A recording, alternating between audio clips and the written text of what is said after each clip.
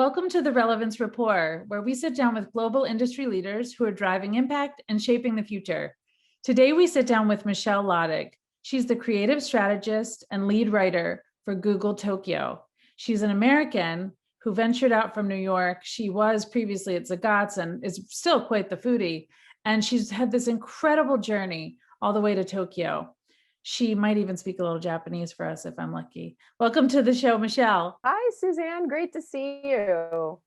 Great to see you too. How's everything in Tokyo? It's good. We're starting to come into the rainy season here, and so it's a little bit dreary today, but I'm well caffeinated and feeling good. Yeah, it's really early in the morning over there and it's evening for me. So yeah, Yep. I'm in New York and you're in Tokyo, and I'm just curious what it's like over there right now with the pandemic. I've heard it's kind of quite a bit different from the way things are going in the States. Yeah, I think the trajectory has been very, very different here. And of course, I'm still totally plugged into the news in the States and addicted to the New York Times as much as ever. But yeah, I think, last year when we saw a lot of really, really dark times for the US, Japan, had shut its borders and I feel like even though there were waves of coronavirus infections here, it was not the sort of mass devastation that you saw in so many other countries. So that was last year, but I think coming into this year now, there's a lot of talk around how the vaccine has been very slow to roll out here. In fact, the slowest among industrialized nations, which is quite a surprise for given Japan's reputation. It is. I really can't understand why, given that they have the doses, but now they're ramping up. So you're starting to see people get vaccinated. The Olympics is happening in 1 month. And so Talk about that. Tell me what's it like on the ground? Is there a lot of buzz? Is everybody excited, or is it sort of it's sort of mixed now. I mean, there mixed? was actually, even when I moved to Japan almost 4 years ago, even then they were talking about Tokyo 2020. Mm. And there was so much excitement and so much local pride. Everyone was looking at this as an opportunity for Japan to put its best self forward, show the world what we're all about. And of course, tourism here until Corona had been steadily, on a huge upswing. And, that was just really driving the economy. And, as we've seen, the borders are completely closed in Japan. I believe there has been very limited business travel, no tourists allowed. You're really only allowed in if you're a resident or a citizen. And so that whole, vision of the Olympics as a time and place to welcome the world. They're still debating whether they're even going to allow Tokyo residents to be spectators at the events due to, the concern over super spreading. So, and the public sentiment, I know it had gotten quite bad a couple months ago. I think it was over 80% of people were opposed to it happening. Mm. I do think that as the games approach, maybe people have softened in their opinion. We'll see. It seems like it's moving forward, and I hope for the best. I hope that they can do it safely. I know that they are trying to manage, as the athletes and their representatives come into the country, it's a lot to manage. But there's still, every so often there's another wave of cases here, and then there's another state of emergency. So we're not out of the weeds yet. No, not at all. Oh, well, Yeah. we're watching from here, and we're watching the athletes, talking about arriving and everything. And it's got to be, I can only imagine that it will be really surreal for the athletes, because there will be potentially no one in the stands and plastic everywhere. And I don't know, I'm making up in my head what it looks like, but it's going to be really odd for them. I hope that somehow some good comes out of it and it is successful. So I feel really badly about the lost revenue though for Tokyo, because I agree. Billions. This is just, they had so much invested in. Mm-hmm. We speak to a lot of different guests on the Relevance Report that are involved with tourism and hospitality and things like that. And, Yeah, the whole world has just seen such a nosedive. massively. Everybody's trying to figure out, how do we help anybody in the F&B industry, anybody in the wellness industry, anybody really that touches tourism. Mm-hmm. How do they come back, and how do we support them? And it's just, it's so sad that it's really the whole world. I mean, there are some places that are better than others, but Right. I mean, I really hope that everyone can get the vaccine as quickly as possible so we can just move forward. I mean, I've felt in the last few months here, Mm. in the States, it's been like I've been released out of jail. I'm like, I really feel, because I'm vaccinated, and I feel secure again, and I feel like life is starting to go towards normal. And Mm.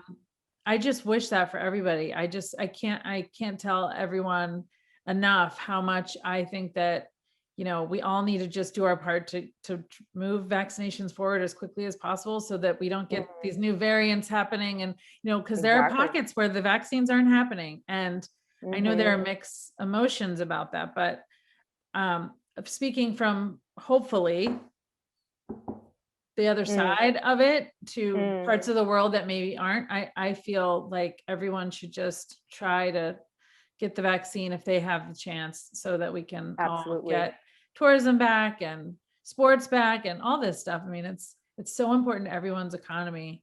Yeah, and I as you feel for know, you guys. it's like as you know, anything in F&B and hospitality, especially when it comes to hotels, I mean, that's not like you can't just flip a switch. It's these things have a long lead time. I've been noticing over the last year, new places opening, and at first, at surface level, you're like, why are they opening right now? But then you realize, oh, this was supposed to be for the Olympics. This was going to be a new hotel for guests. This was going to be a new restaurant. I have a friend who opened a wine bar. Terrible timing, but that was in the works for so long, and you can't Mhm. just shut it off. So yeah, Yeah. I think just knowing that this turnaround is going to be gradual. The sooner people can get vaccinated, I think that's the only solution. But I guess I also have a concern, which, having recently visited the U.S. And I'm so excited, and I'm so excited to see the vaccine be rolled out widely there, and that people can get back to normal, especially in New York, where I used to live. There's this sort of celebratory mood, and people are like, New We York had is back. fireworks. Really? That's so Yeah. great. I mean, it's worthy of that, right? But Yeah. I do worry that, you know, that will also make people forget that the rest of the world is still suffering, and its hope is still a long ways off. And I don't Mhm. want to make it sound like Japan is a sob story, because Japan's working on it, but there's so many other countries that have a long way to go, and that's where these variants are going to be coming from.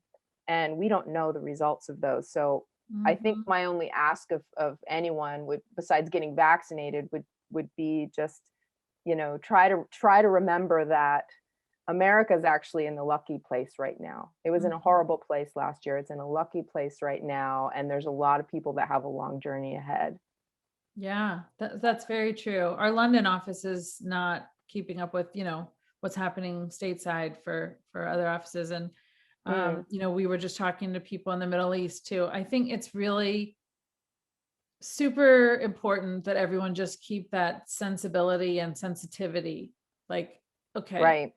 with this really is a global issue, and yay for me, but let's think about other people. And Right. as people start to travel, I do think we're going to see it impacting other places and new waves. So nobody has it completely in the clear at all. So, Yeah.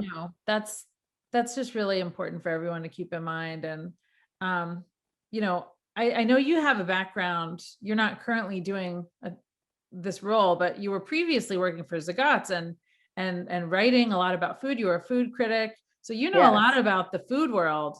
Oh And yeah. talk a little bit to our listeners about that.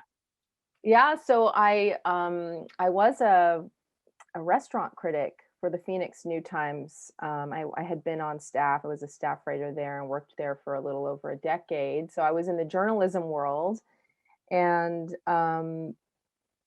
used that background then to transition actually to come to Google, where I am now. And Google had at that time recently acquired the Zagat Restaurant Guides company, the whole publishing company. So my team was fellow food editors and food lovers. That was like a dream come true for me because, I remember when I was going to college and getting my New York City Zagat Restaurant Guide and trying to figure out where are the good places to go that I could afford on a student budget, of course. But yeah, so that was really exciting, and who would have thought that that kind of work would be a segue into technology. but but yeah, I think, working in the sort of journalism side of the food world, I mean, I got to meet so many creative people, and just seeing the passion, but also the real dedication that goes into creating a restaurant. Like I mentioned, my friend who opened a bar, like how that is in the works for a long time, creating a new restaurant, what really goes into it, and getting to the point where you can open your doors and welcome customers. I really appreciate that journey. And I used to write from time to time about, how local governments do or do not help that process. Mm-hmm. I think if I think about the trajectory of my career and all the things I've written about and covered, certainly restaurants, but also more broadly small businesses. I have such a soft spot for those small business owners in that hospitality world. This is, you think about how much you love food or how much you love wine or whatever it may be, and then you make your career out of it, and you put your all into it, and it's a very risky business for people. I've definitely seen super talented people also stumble, and not always through any fault of their own, but also have seen people grow their businesses. I mean, it was incredible for me. The May issue of Food and Wine magazine actually had an article about Arizona wines. And Hmm. when I was living in Arizona, a decade ago, I wrote about this stuff, and it was a really novel thing. No one thinks of Arizona and wine at all. But in No. fact, there are it's a very, there's different ecosystems within the state, and there's actually wine growing regions, and there's actually now some award-winning and noteworthy wines coming out of there. So it's, like with any creative endeavor, it's like it either flies or it doesn't. But when it flies and then you see where it goes over time, just really exciting even to vicariously see that journey. Yeah. Well, you're really writing a lot on entrepreneurship now, right? Supporting, I think, females in the workplace. Can you tell us a little bit more about your gender equality mission and really how you're Yes, a voice for that in the APAC region?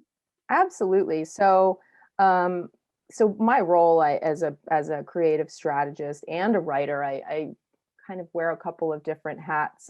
Still do some copywriting and things like that, but also, strategy on these marketing campaigns, and have worked quite a bit on Women Will, which is a global program that Google runs in, I don't even know how many countries now, all around the world. I mean, it's growing constantly, and it's really about bridging that gender gap in the digital space. And so I think as a first world woman, there's a lot of things I've taken for granted in my access to information, my access to the internet. As new users come online, they're doing it through a smartphone, not a laptop or a desktop. But they may be in places where, maybe the man of the house is the one who owns the phone. And the women are often left out of this. And so how can we educate? It's the whole spectrum. It's how do we educate women to use the internet Mm, and get access to information that might help them start a business, learn new farming techniques. I mean, it's anything depending on the sure. country, all the way up to, in developed and advanced countries, how do women grow their businesses through digital? How do they um, expand their leadership presence and grow those skills, grow their network, deepen their network? So the Women Will program has had a lot of different facets, and how it manifests in different countries, right, is tailored to the need of that country. But we did, I was super excited about, back in the fall, we did this, we launched this white paper that Hmm. I was involved in editing this paper, and we did research. It was around the gender gap and entrepreneurship and what holds women back from starting their own businesses. And one of the most interesting insights was really that there's a confidence gap. And Hmm. most interestingly to me is that the women who already were entrepreneurs, who had already taken that leap, had significantly more confidence. Now, was that because they were more confident to begin with, or did actually going for it and starting that business give them the confidence? We don't know that part, but it's very, very interesting to see, the things that women are dealing with in different countries, as they try to start their own business and the reasons for doing so. And, as we know, there's a gender pay gap pretty much everywhere that still exists. And I think that entrepreneurship, starting a business, is a way for women to tackle that. They don't have to play by the rules of the system of the 9 to 5, or more likely 9 to 9. They don't have to necessarily play in a system that's not kind to them or not flexible enough for them. I mean, they may have to do that and have a side hustle, Hmm. but I do like the idea of women just sort of making it work for them. So our hashtag was make work work. And that Oh, was I our love campaign. it. Make work work. So we did a social campaign on the Women Will Mm. Instagram channel, and we also rolled out this white paper at the same time. So this was for Women's Entrepreneurship Day back in the fall, and then in the spring, then on International Women's Day, then I was actually one of the authors of a piece we did for Think with Google, sort of taking some of those learnings, talking about, what can individuals do, what can businesses do, how can people be thinking about ways to support more equity in the entrepreneurship space. And yeah, a lot of interesting thought starters there. So A lot. that's That been is exciting. very interesting. And I'm going to have to check that out because Hmm. it's definitely something people do want to learn more about and contribute to. Yeah. And it's a hot topic. And even for the countries that have it more figured out than others, and there might be more opportunity, still not exactly always equal. And, Right. I think we all appreciate from hearing each other's voices around that topic in particular. So that's really important Hmm. work. And I think it's incredible that you, as a great writer, have lent your voice to so many things, but this is especially important, I think, and probably, I would guess, fulfilling because, It's very fulfilling. yeah. Yeah, I think I was just talking to one of my colleagues the other day about when you can get paid to do the thing that you love. Mm, I everyone, I think, everyone finds their way to that point in different ways. Some people go straight there. Other people have a little bit of a zigzag. For me, I can say in hindsight that it all led me here, right? All the writing, all those things did lead me to this point. I mean, I'm still thinking about small businesses, right? And I've always had a soft spot as well for just, women's empowerment and creativity and entrepreneurship, and looking at you as a role model, oh, starting your own business. No, absolutely. I mean, I'm rooting for all of my friends who are enterprising and who start things, but I think it's particularly gratifying to see women become leaders in their own right. So, and yeah. and I think it's just always great to feel like you can be a facilitator in some way, you know. Absolutely. Well, if there's any opportunity for you to have an advisory board, a think tank, whatever, I'd be happy to contribute my experiences. I mean, I can give you a little example that happened this morning. My daughter went to Broadway camp and she Oh had my to gosh. face her fear and get up there and do 1 minute of showing a talent. 1 minute. Amazing. And she was afraid. And I just said, look, Kate, go and work through it and face it. And I promise you, on the other side, you will feel stronger. You just have to go through that minute. And then the more you do it, the more you'll have confidence to really say, I did this before. I went right into it and I made it out the other side. And now I feel stronger. And then you're going to do it again. And then you're going to do it again. Then you're going to do it again. So then your little audience at your camp is going to become a big stage and a bigger stage till you can face speaking in front of people, dealing with negotiations in business, performing, whether it's the arts or whatever it is. And I look back on my trajectory and I look at how much just going headfirst into fear is so rewarding once you get through it. And so that's funny that we're having this conversation because we just had this pep talk this morning. So lots of, Right. a lot of, and culturally, that's not always the mentality. So I can see where there's a Right. disadvantage in certain culture that might not seem so feminine. That might Right. not seem like the way things should be done. So, Mm-hmm. yeah, I think that's really great. And, you know, I'd love to hear a little bit more about how you're seeing technology have a role in all this. I think it's really interesting that Google is leading such a conversation.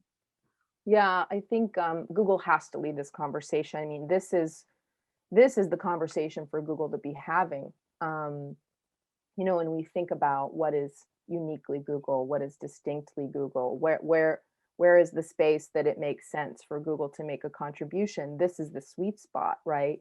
Um, certainly when people think of Google, they think of products, they think of Google search, and they think of Google Maps, and they might think of their Pixel phone or whatever. But beyond that, it's for me and a lot of the things I work on, it's how does technology specifically driven by Google, how does it empower people? How does it help people? How does it make people's lives better? And how is it in one way or another a platform for people to learn and grow, to connect?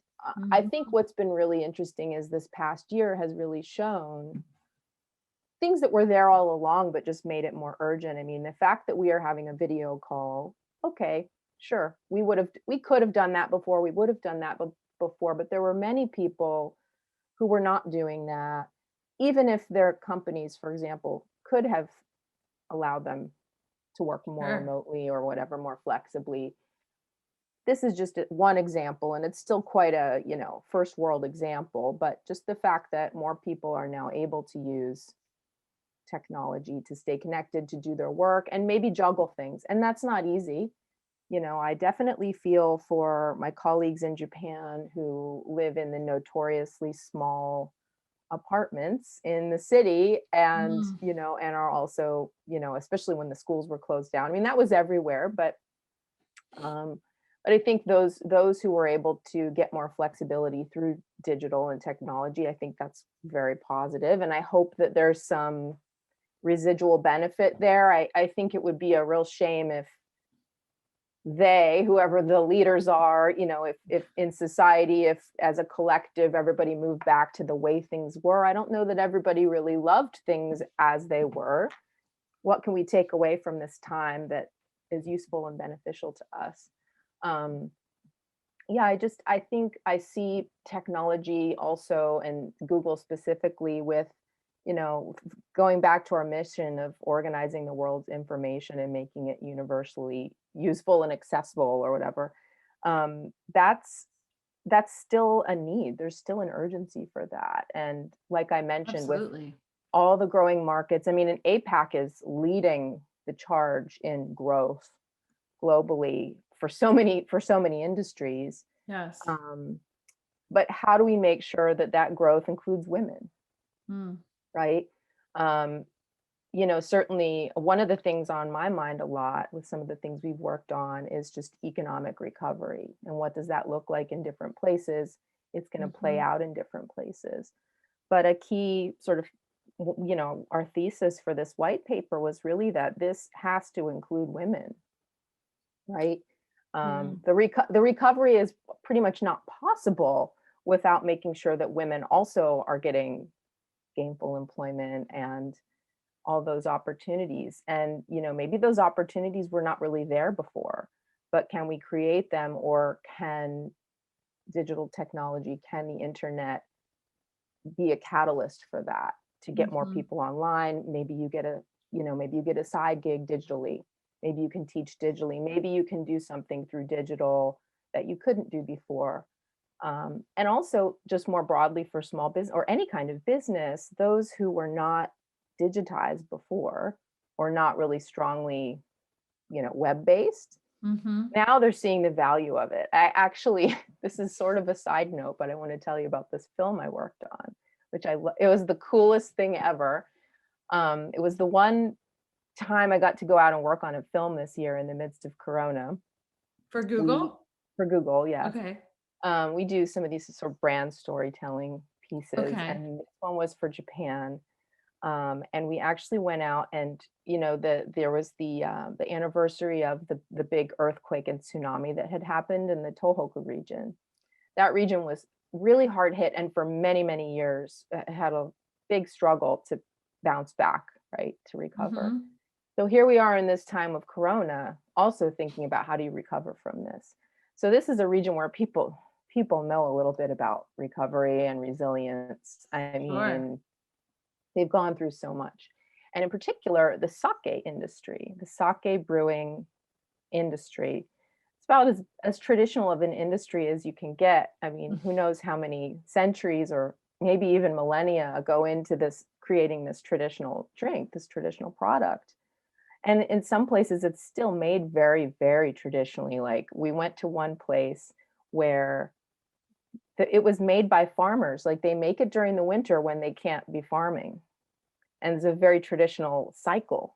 Mm-hmm. Um, and it's made with the rice that they grew nearby. Right. So we went to that, and then we went to a couple other places, but just seeing how these places that are very remote and previously may have been able to survive based on just their own local vicinities business, consumers, local people buying their product. They didn't have to think too much about getting it out more broadly or exporting it. But now they're all thinking about that. It's Right. actually necessary to survive, yet let alone grow and thrive. Mm-hmm. So I think they're seeing how even like Google Translate, they don't speak English, but they can still communicate with people overseas with the help of Translate, tools like that. So it's very, very fun and interesting to see that, where does the analog and the old fashioned and the traditional, where does that meet the future?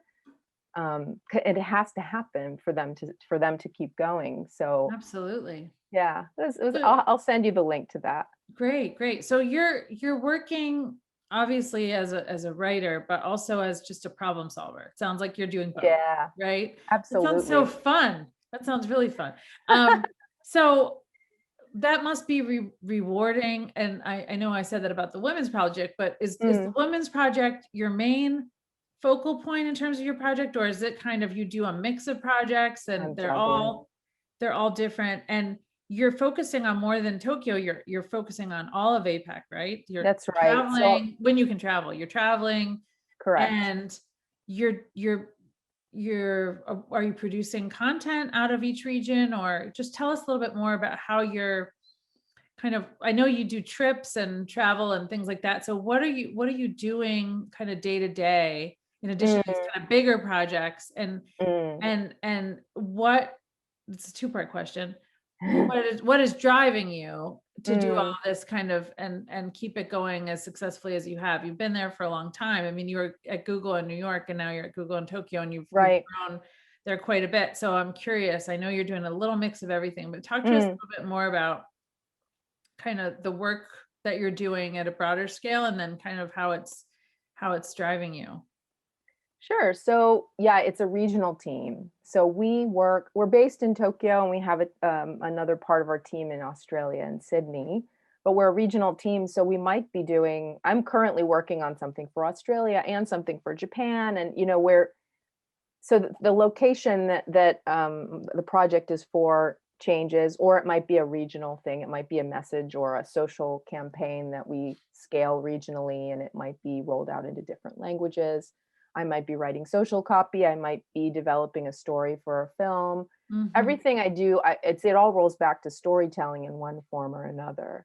So as you can see, going back to my my years as a journalist, I mean, those skills as a storyteller still come into play it just turned out that through the course of working at Google, I realized how strategic I am as well. Mm-hmm. So, and I did have a little stint where I actually did communications strategy before coming into this role. So I guess I'm always looking bigger picture. I'm always zooming out and trying to see the connections. But then I can zoom in and be super tactical, and I can write that copy for you. That's Right. not always what I do. I'm not always the hands-on. I'm not So, always doing all of that production, but yeah, definitely looking at what is our messaging more broadly. right. So I'm curious, your team must be quite the all-star team. And it sounds like you're really working with high-level thinkers that really are affecting change. So Mm, you're driving content, but you're also simultaneously looking at the wider impact of what you're doing, yeah, how you're doing it. right. And that's got to be really powerful because Mm, um, you're storytelling, but you're also impacting people's, sort of optics on the yeah. world in a way that can be meaningful and really create change and influence. So, I mean, Mhm. sounds a Yeah. lot like PR, but not quite. But it's very, Yeah. very, very, very close. Well, it's marketing. It's Yeah. marketing, but I do approach it as a journalist. I do approach it. I certainly put integrity into it, and I put a lot of my own passion into it. I think when it's aligned with your own values, then it becomes a joy, right? Yeah. So, yeah, it's all about storytelling. It's all about the human emotional stories, and we're not trying to always dial into like, oh, this phone is the best. That's not what I'm doing. There's somebody else whose job is to do that. I'm looking at who's actually using that phone or using that app or using that program, or what did they Mhm. learn and what are they doing with it? What's inspiring about what they're doing? So I Mhm. I love that my job is basically to dig up inspirational people and inspirational moments and keep surfacing that and sharing that, because you let those people become a role model. Right. And it's And you know real what world else? stories. We talk about in my firm, we talk a lot about high tech and high touch have to go Mm, hand in hand. You cannot have just high tech, and I don't think the world will ever be better off with just high tech. And right. same with the alternative. I think as we get more into tech, we need Mm, to continuously nurture the personal touch along with it, mm, or it's going to, I think, turn into an empty experience for right. people. And I'm sure, I'm preaching to the choir here, but I am constantly trying to add that into how we work as well. So we Mm, developed an AI driven mm, methodology around trying to help companies deduce their deeper purpose. And mhm, it's the first phase is all high tech. It's all about you actually using an AI formula and mm, applying it to data points to yep. quickly come in on solutions for them. And then Right. phase two is all the high touch, which is really Mm, that there's never going to be a computer that will be able to tell us how to artfully create meaningful solutions for brands mm, in the way that a person can, and let alone an experienced person who understands the heart of the matter. So right. I agree with you completely that your job is really important because Google is not just technology, and it needs to continue to champion the side that you're on, which is all Mm, about that storytelling and creating deeper meaning yeah. behind the technology. So that's Because awesome. technology is a tool. At the end of the day, these are all tools. It's Hmm. kind of it's sort of neutral in that regard. It could be really cool. It could be really exciting, but it is what you make of it, right? Like with Hmm. AI, exactly like what you're saying. AI, you can do amazing things with it, but what is the result? What is the human impact of it?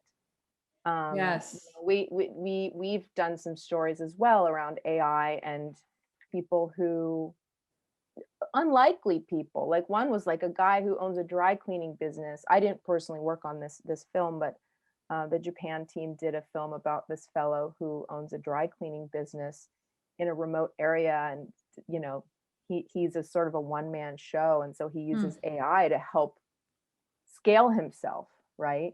It's how do you take the work of one person and make that person have a broader impact? You can use AI for that. That's just one example.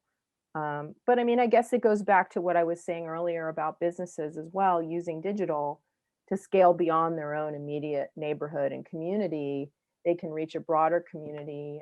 I met a wonderful lady named Jill Tucker, who is based in a town called Wagga Wagga in Australia, little rural town. It reminded me of my hometown in Pennsylvania quite a bit. There was even a Kmart there. And, yeah. And this lady, she was so great. You know, she had breast cancer. And so she started a business specializing in undergarments for women who had been through that or who were going through that, and the particular, you know, kind of functionality that they needed. She was not finding that very much in her local store. So she started a store. And initially it was a brick and mortar store, but then she shifted on to selling online. And you can tell what the story is from here. She started selling all over Australia, then to New Zealand. And, you know, so this is how you take it from the local and you go global. We've done a lot of those kinds of stories. And it's just, I mean, every time I get so excited, it's because that you see them grow, and then you just see like, wow, how far can they take it? And then they just keep going. Yeah. That's amazing. Yeah, it's fun. So any trends you're seeing that you think our listeners should know about? I'm sure you're seeing things before most people. I mean, it's so interesting when you talk about APAC. We use APAC as a label for a region, but in fact, it's a collective of very different cultures and countries. So it's hard to talk about trends in APAC without still singling out what's going on here versus there. I did work on something for Think with Google. We did one of their data shorts stories, which was really fun. This was around the gaming industry, which I know nothing about, but I had a really quick learning curve in helping to shape this story, and just how much APAC is driving that, new ways that they're monetizing gaming. And I guess one of the most interesting tidbits was within just a few years, I forget if it was by 2025, I forget now the year, women gamers will exceed male gamers. Like the majority, yes, in APAC. I was so shocked. So if you think about the cliche of what is a gamer, okay? I know that you have an image in your mind. Yeah, my son. No, I mean right. But and it's probably a male face. Yeah, it is. The face of gaming is literally changing. So that's one of the things that I worked on recently that was surprising and interesting. And I thought, what kind of games will come out of this? I did not know that. That is a good tidbit. Yeah. And also the way that people are using it. You know, like what kind of games do people go for in Japan, where gaming has a long history and maybe just more tradition, versus we read like in India, this was part of our research, showed that, you know, people rely on, they're more mindful and conscientious of their data plans. So they're going to use like games that are not going to be as data intensive, like the light versions of games. So that actually shapes the kind of game you can play. Wow. It's totally random. I'm not a gaming expert at all, but having a little insight into these things is really fun. Certainly I will encourage you to check out the Think with Google Trends piece that we did. That was like the 2020, like what did we see? Absolutely. Yeah, definitely. A lot people are thinking more about, you know, their community. They care about their community. They're looking for how can they contribute. People are taking care of themselves in different ways. I think there's just a lot more on people's minds that they've had time to think. Yeah. Yeah. It's very interesting. But like, where does it all shake out? I don't have the final, I think, to say what are the trends. I feel like things are still swirling, right? I agree. I think though that's why I keep asking people these questions, because I'm trying to get You're trying to peg it down, because it is still swirling. You're right. It is still swirling. But you know what? I think from that, we have to learn how to be comfortable with ambiguity. It's right. Like, yes, I've had to grapple with Absolutely. that in my job working at Google. Like, things are always changing. Things can change, like, the drop of a hat. And so I think just being able to be patient with it and sit with it, sit with that discomfort, sit with that change, and just allow the change, not resisting. You can't, I mean, look, Don't yeah, force it. there's some situations where you can resist the change, I suppose. But if we're talking about bigger forces at hand, you can't always resist it. So you have to keep thinking about, how do I shift my mindset? You Well, and know? realize that change is always is really the only constant, right? That there's always Yeah. going to be something that's going to be changing, and you have to leave room for that and not be so Yeah. set in your ways. And that's the exciting part of what's coming out of all this, is you see a lot of people who maybe ran their business the same way for so long, and they're finally, because everyone is open to change, becoming more open. Yeah. And thank God. Like, it's just amazing. And I think one of the best things to come out of the pandemic is people Mm, tend to be a little bit mm. more open to, well, maybe we can do this differently. And Yes, that's innovation right there. That is right. where innovation comes from, is that openness Mm. to just trying it. It doesn't guarantee that you will succeed, but you have to be willing to take that risk, and then you might do something really innovative and surprise yourself. Do you So, have any, we're coming up at time, but do you have any final thoughts? I especially think of maybe the listeners who might be like younger and want to be someone like you one day, really mm, admire your journey. I mean, mm. you've really had quite the story and quite the journey. Can you leave them with any thoughts that maybe are some great lessons you learned or tips? Yeah, some great lessons. I mean, I have so many things I feel like I could share about this journey. Um, don't underestimate how the skills you learned in one thing could be applied in another context, for one thing. I feel like my whole career is an example of that, where the skills I learned as a journalist, interviewing people, talking to people, getting to the heart of the matter, getting the information that I need to know to be able to tell the story, and then learning how to tell a story effectively, that will never do you wrong as a skill, whether you're a writer or really anything.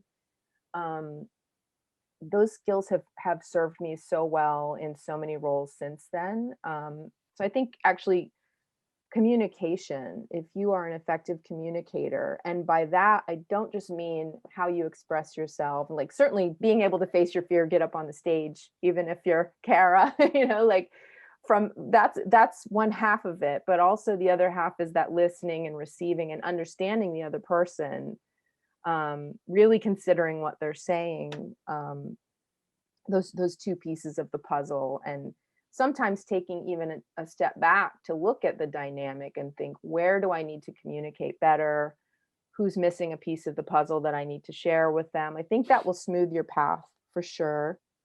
And to that end, I guess, growing your network in an organic way, using that for problem solving. I've found that within Google. Even right now, I'm working on a project that had I don't want to say a problem came up, but definitely something that was a hurdle that we had to figure out. And then I remembered, oh, somebody that I used to work with in a former role in the company, I need to talk to them because Mhm. I think they can help. So you just never know where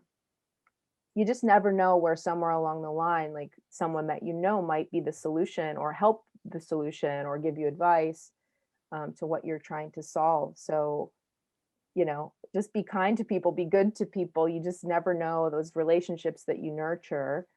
You just never know. Or people will come out of the woodwork too. You haven't heard from them. They maybe come to you with something as well. So I think it's the kind of thing that can only be savored after a period of time has passed. But yeah, networking, communication, always trying to work on your writing, being effective and how you convey your ideas. Um, and actually, one more thing, I know we're at time, but sometimes people really love to create lots of decks and lots of docs and put out a lot of volume of their thinking or their whatever. But I would also advocate for the exact opposite, which is one thing that served me well is being the person who can sort through all the crap and get to the nugget of what is actually really important here.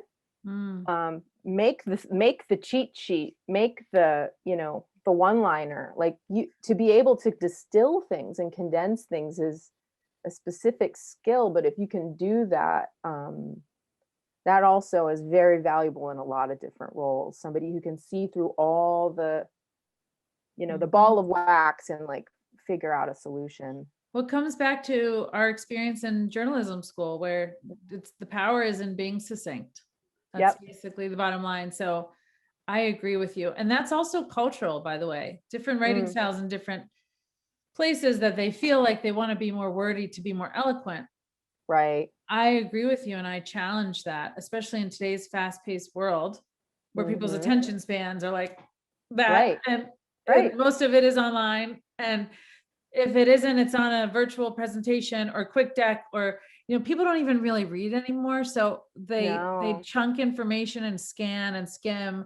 And more and more there's a compulsion to just speed it up, get to the point. Now, I don't know if it's the New York coming out on us or what, but it might be. Oh, might be. There's that. But I agree with you that it is an absolute art that people don't talk enough about, which is how to make sure that the most important information is put up top to where, it's almost really, whether they want to read the whole thing or not, it's clear, it's succinct, and it's effective. And how do you know it's effective? By also, as you say, you were talking a little bit about reading the audience and being empathetic towards, did they get it? Do they understand it? Because communication is two-way. So I agree. And I think that's great advice for people who are maybe thinking that to be effective, you've got to write a novel and you've got to talk at people. It's actually the opposite. So I think that's a really, really good takeaway for everybody. And even for, the older crew who's, been doing what they've been doing a really long time, it's a good reminder. I know for myself as well, we all just need to get to it and get it done and continue to drive progress, which, it sounds like you're really doing an effective job there. So thank you for spending the time. My pleasure. Thank you so much. It's been a great conversation. I really appreciate it. Great. Well, take care. Thanks. And we'll have you on again. If, we need an update. Let's check in a year. Yeah. The world's changing. It'll be a different place. We'll have a lot more to discuss then. Yeah. Sounds good. All right. Take care. Okay. Thank you.